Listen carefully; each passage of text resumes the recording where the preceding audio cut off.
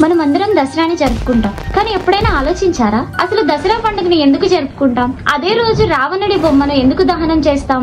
దసరా అంటే కేవలం పటాకులు, స్వీట్లు మాత్రమే కాదు, మన సంస్కృతిలో నిలిచిపోయిన 2 గొప్ప విజయాల ఉత్సవం. మొదటిది దుర్గాదేవి మహిషాసురుడి కథ. పూర్వం మహిషాసురుడు అనే రాక్షసుడు బ్రహ్మదేవుని నుంచి ఏ పురుషుడు తనని చంపలేడు అన్న వరం పొంది ఆ అహంకారంతో లోకాలను హింసించసాగాడు. దేవతలెవరూ కూడా అతన్ని ఆపలేకపోయారు. అప్పుడు అందరి దేవతల శక్తుల నుంచి ఒక స్త్రీ శక్తి ఉద్భవించింది. ఆమె దుర్గాదేవి. 9 రోజుల పాటు మహిషాసురుడితో భయంకరమైన యుద్ధం చేసి 10వ రోజు అంటే విజయదశమి రోజున అతనిని సంహరించింది. అందుకే మనం నవరాత్రులు జరుపుకొని విజయదశమిని అమ్మవారి విజయోత్సవంగా పండుగ జరుపుకుంటాం.